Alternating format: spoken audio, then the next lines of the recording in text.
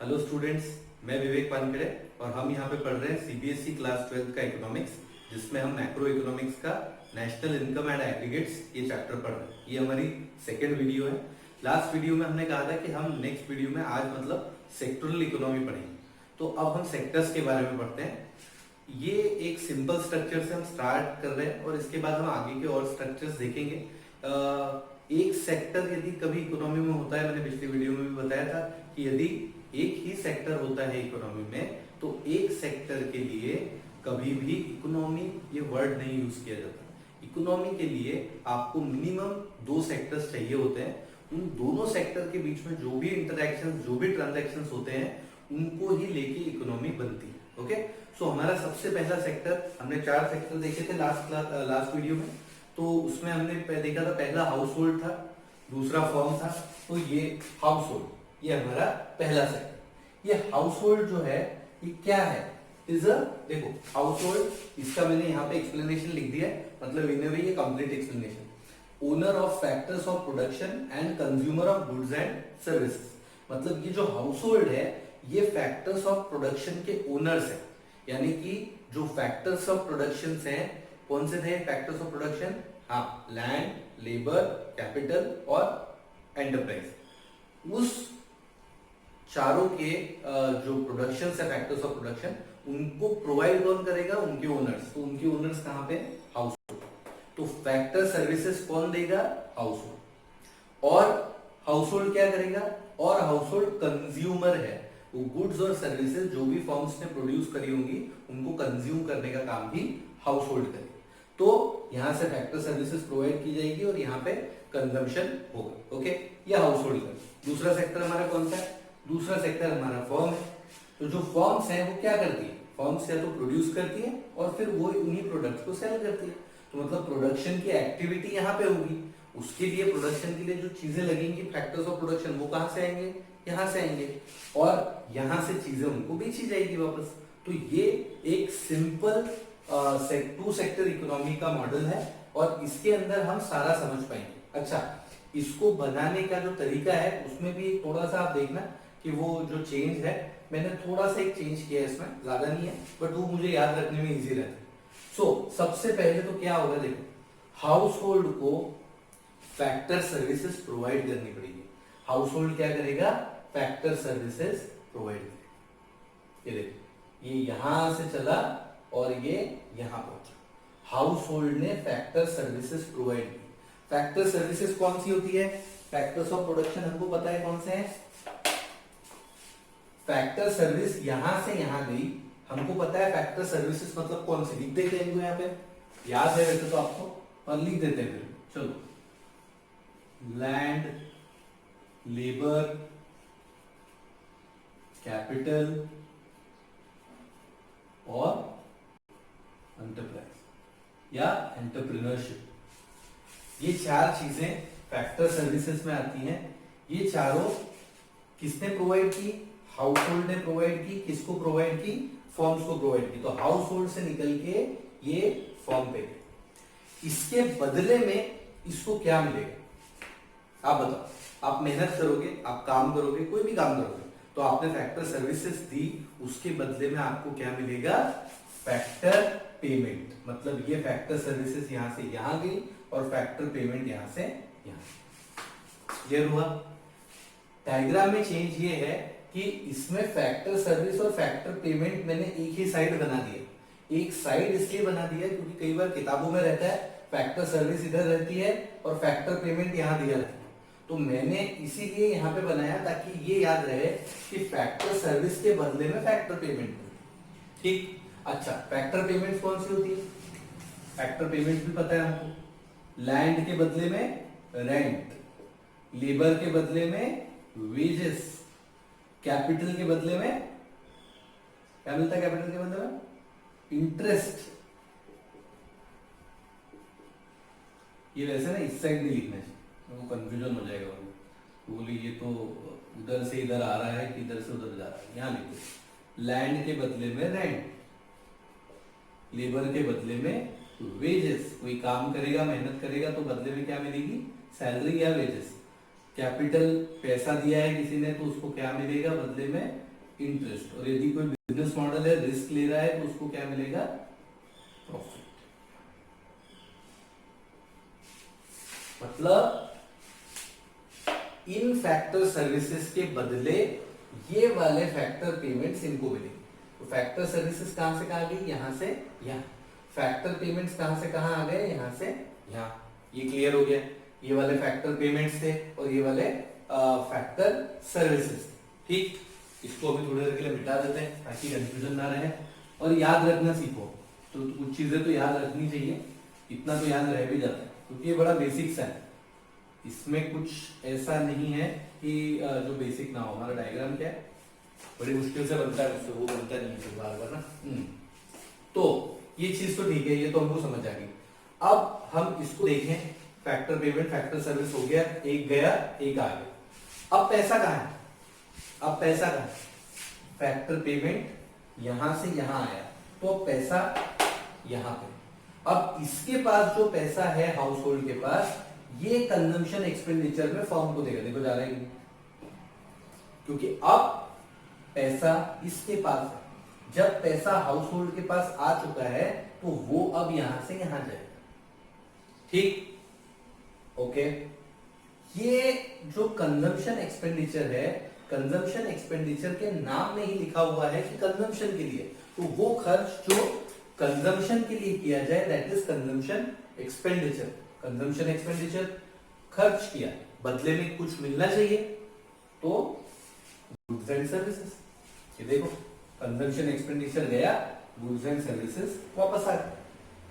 ठीक, मतलब अब क्या हुआ, पैसा कहां पहुंच गया वापस, यहां। देखते ना, सबसे पहले पैसा कहां से कहां गया, बताओ सबसे पहले पैसा कहां से गया।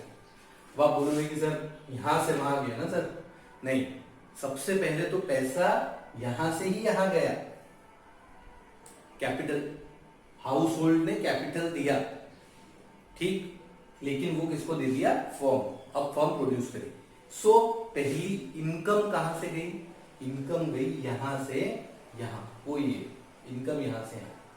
उसके बाद किसने खर्च किया, वो यहां आया। अब जो इसको दिया उसके बदले में इसने गुड्स दिए। अब फाइनली पैसा कहां पे रहा, यहाँ पे। अब इसको और प्रोडक्शन करना है तो ये अगली बार फिर से प्रोडक्शन करेगा। ये फिर से इनसे सर्विसेज खरीदेगा, सर्विसेज खरीद के उनको सैलरी देगा, सैलरी देके हम उसके कंजम्पशन एक्सपेंडिचर करेंगे और बदले में उसको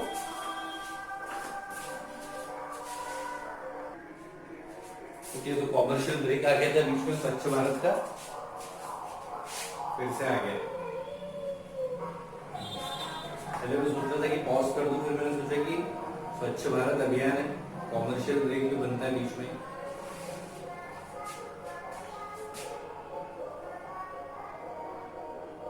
ओके, मैं इसको पॉज ही कर देता हूँ 2 मिनट के लिए, वरना ये स्वच्छता कुछ ज्यादा लंबी चल रही है। आई एम श्योर आपको वीडियो में टाइम का पता नहीं लगा होगा क्योंकि पॉज हो गया था, लेकिन मेरे अकॉर्डिंग 10 मिनट हो चुके हैं। स्वच्छ भारत अभियान चल रहा था तो शायद अभी जोरों पे चल रहा है, अच्छी बात। ओके, क्लास ये क्लियर हुआ क्या। ये factor services moves from household to firms. Whatever the amount of factor payment they have achieved by doing the factor services, they receive the factor payments in the form of factor income. So income is then spent in the form of consumption expenditure and given back to the firms. In return of that, the firms will return the goods and services to household. Okay, so just एक बार English में explain करने के लिए, कई बार लोग confuse हो जाते हैं कि सर को हिंदी आती है, सिर्फ इंग्लिश आती है कि नहीं आती। मेरे इंग्लिश आने नहीं आने से फर्क नहीं पड़ता, आपको समझ में आना चाहिए। Okay, so here the intention is to understand कि क्या आपको ये समझ आया कि भाई हाउस होल्ड ने फैक्टर सर्विसेज दी, बदले में उनको पेमेंट मिला, पेमेंट को उन्होंने फिर से खर्च किया, खर्च करके उनको गुड्स एंड सर्विसेज मिली। अब देखो इस 2 सेक्टर इकोनॉमी की कुछ खास बात है। 2 सेक्टर इकोनॉमी एक सिंपल इकोनॉमी है, इसमें कोई बैंक वगैरह कोई कुछ कहीं पैसा सेव नहीं कर रहे, कोई कुछ नहीं कर रहे। तो यहाँ पे क्या हो रहा है, सेविंग हो रही है क्या, नहीं हो रही, सेविंग नहीं हो रही। यहाँ पे ना ये सेव कर रहे, कोई सेव नहीं कर रहा। कहीं पैसा, क्योंकि कुछ है ही नहीं ना सेव करने के। अभी है क्या कुछ, क्या हो रहा है, ये मेहनत कर रहा है आके, मेहनत के बदले में उसको कुछ पैसे मिल रहे हैं, जो पैसे खर्च कर रहा है और बदले में गुड्स एंड सर्विसेज ले रहा है। तो यहाँ पे कोई सेविंग वगैरह का कॉन्सेप्ट है नहीं। तो क्या होगा, जितने की मेहनत की उतने ही पैसे मिलेंगे, ठीक है। जितने पैसे इनकम में इनको मिले उतने ही ये खर्च करेंगे। तो factor payment is equal to consumption expenditure. Factor payment is equal to consumption expenditure. Factor payment consumption expenditure ये सेम है, इक्वल। क्यों? क्योंकि यहां से जब पैसा यहां गया तो कोई खर्च ही नहीं हुआ और कहीं यहीं पे खर्च हुआ सारा, और कोई सेक्टर है नहीं, तो पैसा किसको देगा, यहाँ पे। जितना पैसा इसके पास आएगा उतने के गुड्स प्रोड्यूस करेगा, फिर ये अगली बार और मेहनत करेंगे, जैसा भी है। सो ये इकोनॉमी ऐसी है जिसके अंदर सेविंग वगैरह कुछ नहीं होती, सब कुछ इसके इक्वल, ठीक है। तो ये तो सब बराबर बराबर चल रहा है, चलो ये भी ठीक है। एक और इंपॉर्टेंट कॉन्सेप्ट यहाँ देखो, ये जो बाहर वाला सर्कल दिख रहा है, आउटर सर्कल, ये आउटर सर्कल क्या है पता है? ये आउटर सर्कल है फैक्टर सर्विसेज गई, गुड्स एंड सर्विसेज आ गई। हमने लास्ट क्लास में एक वर्ड देखा था, ये वो है फिजिकल और रियल फ्लो।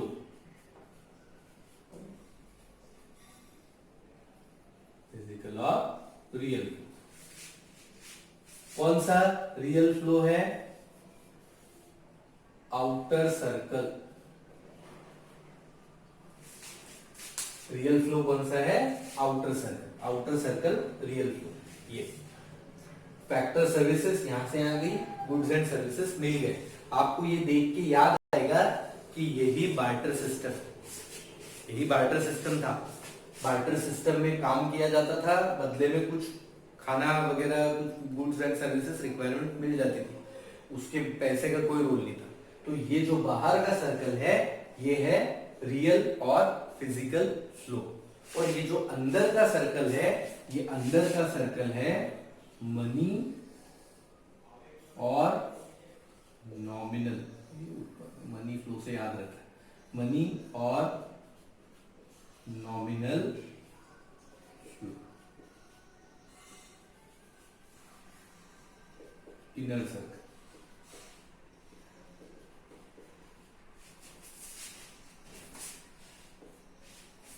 इनर सर्कल ये मनी फ्लो को रिप्रेजेंट कर रहा है। देखो फैक्टर पेमेंट, पैसे गए पैसे आ गए। बाहर वाला circle factor services, goods and services. तो जो अंदर का सर्कल है वो inner circle is representing money flow और नॉमिनल फ्लो। जो बाहर का सर्कल है it is representing the real flow और फिजिकल फ्लो। क्लियर है ये मेरे ख्याल से मोस्ट ऑफ द चीजें इसमें क्लियर हो गई है कि मनी फ्लो क्या होता है। मनी फ्लो वो होता है जिसमें पैसा फ्लो हो एक सेक्टर से दूसरे सेक्टर, दूसरे सेक्टर से पहले सेक्टर, जहां पे पैसे का आना जाना है। मतलब if somebody is saying that okay I am providing factor services to you, so am I giving you money? No, I am giving you my services. So if a transaction is involving money as a payment mode or maybe expenditure or income, whatever, but money is going from one person to another person, that transaction is money flow. When anything other than money, यदि money नहीं जा रहा है, कुछ goods जा रहे हैं, services जा रही है, whatever, may be factor services, may be goods and services, जो भी जा रही है, तो उसको कहेंगे रियल और फिजिकल फ्लो। तो ये दो चीजें याद रखना कि रियल फ्लो क्या है और फिजिकल फ्लो क्या है। और ग्राफ जब ये, सॉरी ग्राफ नहीं, डायग्राम जब ये वाला बनाते हैं तो ये वाला फ्लो चार्ट में ये ध्यान रखना कि बाहर वाला सर्कल फिजिकल फ्लो है, रियल फ्लो है, और अंदर वाला circle, inner circle is money flow और नॉमिनल। ठीक, तो ये था हमारा एक सिंपल सा two sector economy. Two sector economy में भी एकदम सिंपल मॉडल था, ये सिंपल इकोनॉमिक मॉडल था। इसमें कहीं भी कुछ सेविंग के लिए अरेंजमेंट नहीं है। अभी हम देखते हैं सेविंग के लिए अरेंजमेंट कहां पे है। ये देखो, अब जब टू सेक्टर इकोनॉमिक जो मॉडल था, उस टू सेक्टर इकोनॉमिक मॉडल के अंदर जब फाइनेंशियल मार्केट डाले जाते, फाइनेंशियल मार्केट नहीं थे, तब क्या देखा था हमने कि कोई सेविंग नहीं होती। जितना फैक्टर पेमेंट हो रही थी उतना ही कंजम्पशन एक्सपेंडिचर था। जितनी फैक्टर सर्विसेज प्रोवाइड की जा रही थी उतनी की फैक्टर पेमेंट्स थी, और जितनी की फैक्टर इनकम थी उतने का ही एक्सपेंडिचर था। तो ये इसकी वजह से क्या होता था, जो आउटर सर्कल है और जो इनर सर्कल है वो दोनों सेम ही रहते थे। जितने की सर्विसेज उतने के गुड्स, उतने का पैसा, उतने का एक्सपेंडिचर। जब कोई कहीं सेव ही नहीं कर रहा, सारा पैसा खर्च कर रहा है, तो कांस्टेंट कंटिन्यूअस फ्लो चलता रहता है। लेकिन रियल लाइफ में ऐसा होता है क्या? रियल लाइफ में ऐसा नहीं होता। क्यों नहीं होता? क्योंकि जो हाउस होल्ड है, हाउस होल्ड पूरा का पूरा पैसा कंजम्पशन एक्सपेंडिचर में खर्च नहीं करता, वो कुछ अपने लिए सेव कर लेता है। फर्म्स जो है, फर्म्स सारा का सारा पैसा गुड्स में नहीं खर्च कर देती, कुछ पैसा अपने फर्दर ग्रोथ के लिए सेव भी कर लेती, या फिर कभी जरूरत पड़ने पे बोरो भी करती। तो ये जो चेंज है दोनों का, ये चीज। अच्छा, एक चीज और, अब देखो क्या आ गया यहाँ पे, बीच में आ गया फाइनेंशियल मार्केट। फाइनेंशियल मार्केट, इस मॉडल को क्या बोलेंगे? Three sector? नहीं, ये कहीं भी सेक्टर में था क्या? हमने जो तीनों सेक्टर देखे थे, चार सेक्टर्स, उसमें हाउस होल्ड था, फर्म था, गवर्नमेंट थी, रेस्ट ऑफ द वर्ल्ड था। ये था क्या? नहीं। फाइनेंशियल मार्केट सेक्टर नहीं है। फाइनेंशियल मार्केट्स वो इंस्टीट्यूशंस होते हैं which help in say transactions of the money and they give money in the form of loans। वो लोन के फॉर्म में पैसा आपको देते हैं। फाइनेंशियल मार्केट में कौन से आते हैं? जैसे कि बैंक्स हैं या इंश्योरेंस कंपनीज हैं, तो जो इन फॉर्म ऑफ लोन आपको पैसा देते हैं, वो जो इंस्टीट्यूशंस हैं वो है फाइनेंशियल मार्केट्स। ये कोई सेक्टर नहीं है, ये इन सेक्टर्स को, गवर्नमेंट को, इनको सबको सपोर्ट करने के लिए बनाए गए। ठीक, तो ये फाइनेंशियल मार्केट है। अब फाइनेंशियल मार्केट क्या करेगा? देखो, हाउस होल्ड के पास जो फैक्टर पेमेंट आया, उस फैक्टर पेमेंट में से कुछ पैसा उन्होंने सेव कर दिया, कुछ कंजम्पशन एक्सपेंडिचर में चला गया। जो पैसा इन्होंने सेव किया यहाँ पे, वो पैसा फर्म्स चाहे तो यहां से बोरो कर सकती है। सेव किया, बोरो किया, मतलब जो कंटिन्यूअस फ्लो है मनी का, वो चलता रहता है। देखो, बैंक भी क्या करेगा? बैंक भी तो फर्म्स को ही इन्वेस्टमेंट के लिए पैसा देगा ना। आपने सुना होगा बैंक शेयर खरीदता है, बैंक इन्वेस्टमेंट करता है। तो बैंक क्या कर रहा है? वो फर्म्स में इन्वेस्ट कर रहा है, तो जो पैसा उसने यहां से लिया है हाउस होल्ड से, वो फर्म्स को वापस दे रहा है। ठीक है, और कभी कभी जो फर्म्स कुछ यहाँ पे सेव करना चाह रही है, तो उस पैसे को भी वो कुछ और फर्म्स को रोटेट कर सकता है। सो मतलब इकोनॉमी में पैसा बना रहता है और इकोनॉमी में इसका फ्लो चलता रहता है। अब यहाँ पे एक पॉइंट की तरफ आपका ध्यान दिया होगा, कुछ कुछ किताबों में यहाँ पे देखो बोरोइंग, यहाँ पे सेविंग दी है ना, कुछ कुछ किताबों में यहाँ पे बोरोइंग दे देते हैं, कुछ कुछ में नहीं देते। तो देना भी गलत नहीं है और नहीं देना भी गलत नहीं। क्यों देना भी गलत नहीं और नहीं देना भी गलत नहीं है? यदि मान लो एज ए हाउस होल्ड में कुछ भी लोन लेता हूं, कुछ पैसा बोरो करता हूं, तो यदि मैं बोरो कर रहा हूं तो मैं किस लिए बोरो करूंगा? House hold. हाउस होल्ड यदि बोरो कर रहा है तो वो तो कंजम्पशन के लिए करेगा। यदि हाउस होल्ड बिजनेस करने के लिए बोरो करेगा तो वो कौन हो गया? फर्म। मतलब if I am borrowing any loan or any money from the financial market because I want to produce something, then will I be a household anymore? No. If I borrow a money as a household, देखो फिर से समझो, यदि मैं household की तरह कभी पैसा बोरो करता हूं, तो वो पैसा मैं कंजम्पशन एक्सपेंडिचर में यूज करूंगा, बोरो करके कंज्यूम करूंगा, क्योंकि मैं हाउसहोल्ड हूं। और हाउसहोल्ड के दो काम कौन से हैं? फैक्टर ऑफ प्रोडक्शन प्रोवाइड करना और कंज्यूमर कंज्यूम करना, कंज्यूमर बनके कंज्यूम करना। तो या तो बोरो किया हुआ पैसा कंज्यूम होगा, या तो बोरो किया हुआ पैसा वापस से कैपिटल के फॉर्म में कहां पहुंच जाएगा? यहां पे पहुंच जाएगा। इसीलिए यहां बोरोइंग नहीं देते, इसीलिए यहाँ पे बोरोइंग नहीं देते, क्योंकि यदि बोरो कर भी रहा है तो कंजम्पशन एक्सपेंडिचर में इधर ही जा रहा है। और आपने कई बार ऐसा सुना होगा, ऐसा होता है कि जब आप कभी लोन लेते हैं तो बैंक कई बार लोन का अमाउंट आपको नहीं देती। फॉर एग्जाम्पल, आपको ट्रैक्टर खरीदना है तो बैंक पैसा डायरेक्ट ट्रैक्टर कंपनी के अकाउंट में ट्रांसफर करता है, वो आपको नहीं देता। Even though if it is EMI, bank will open a separate account and it will directly transfer that amount to that particular account. Is it clear? So borrowing यहाँ लिखा नहीं लिखा ऐसा कोई फर्क नहीं पड़ता, चलता है। ठीक है, लिख भी सकते हैं, लिख भी दोगे तो कोई फर्क ऐसा विशेष पड़ेगा नहीं। ठीक है, तो ये कौन सा मॉडल है? Two sector model with financial markets. इसके पहले वाला कौन सा था? Two sector model without financial market. तो ये अपनी सिंपल इकोनॉमी का मॉडल है जो कि हमारे सिलेबस में बेसिकली यही है, ठीक है। इसके बाद यदि आप गवर्नमेंट ऐड करेंगे तो क्या होगा, तो मान लो आपने गवर्नमेंट ऐड किया, तो यहाँ पे आपने गवर्नमेंट ऐड किया, गवर्नमेंट ऐड करेंगे तो एक बॉक्स गवर्नमेंट का भी बन जाएगा।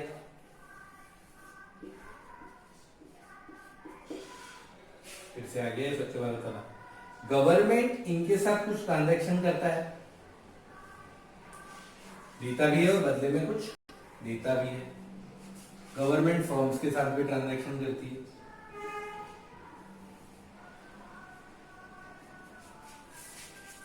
टैक्स कलेक्ट करती है दोनों से, इनको सब्सिडीज देती है, बदले में इनको और भी कुछ इन्वेस्टमेंट करनी है तो वो भी देती है। गवर्नमेंट कंजम्पशन एक्सपेंडिचर भी करती है, गवर्नमेंट भी तो फर्म से खरीदती है ना सामान, कंजम्पशन की बेचती है। ऐसा गवर्नमेंट का एक और सेक्टर बन जाएगा। यहां तक कौन सा मॉडल है, यहां तक है क्लोज्ड इकोनॉमी, यहां तक कौन सा है क्लोज्ड इकोनॉमी। और इसके बाद यदि मैं रेस्ट ऑफ द वर्ल्ड और ऐड कर दूं एक, अब रेस्ट ऑफ द वर्ल्ड का बॉक्स ऐड हुआ तो rest of the world government के साथ भी इंटरेक्शन कर रहा है और rest of the world directly इनके साथ भी इंटरेक्ट कर रहा है। दोनों साइडेड, टू साइडेड इंटरेक्शन, इधर जाने का भी है इधर आने का भी है। कुछ कुछ पैसा डायरेक्टली हेल्प के फॉर्म में आ जाता है, कभी कभी डायरेक्टली इंपोर्ट एक्सपोर्ट होता है, हम डायरेक्ट खरीद लेते हैं वहां से। तो ये रेस्ट ऑफ, तो ऐसे सेक्टर्स ऐड हो जाएंगे, लेकिन हमको हमारे सिलेबस के अकॉर्डिंग ये दो सेक्टर्स का ध्यान रखना है, हाउस होल्ड और फॉर्म्स। और वैसे भी डायरेक्टली ये दोनों सेक्टर्स को यदि समझ गए तो हम इकोनॉमी को समझ जाएंगे।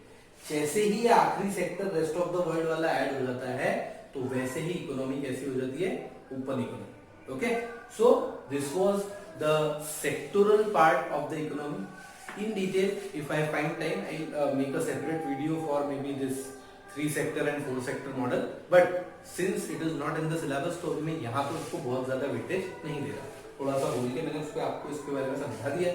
बट ये ध्यान रखना, ये जरूर ध्यान रखना कि 2 सेक्टर मॉडल, उसके अंदर फाइनेंशियल मार्केट नहीं रहता है तब क्या होता है, रहता है तब क्या होता है। यदि नहीं रहेगा तो सब कुछ बराबर है, फिर money flow is equal to real flow. और यहाँ पे मनी फ्लो को रियल फ्लो बनाने के लिए इधर से बोरोइंग होनी पड़ेगी, जितनी सेविंग होगी उतनी बोरो हो जाना चाहिए, ठीक। तो ये आपका सेक्टोरल इकोनॉमी था। इस वीडियो में इतना ही। अगले वीडियो में हम अगला टॉपिक स्टडी करेंगे जिसमें हम स्टॉक और फ्लो कॉन्सेप्ट को एक बार देखेंगे और थोड़ा सा एक बार डिस्कशन ओपन इकोनॉमी और क्लोज्ड इकोनॉमी पे करेंगे, जिससे कि हमारा चैप्टर नेक्स्ट वीडियो में खत्म हो जाए। Okay, thank you.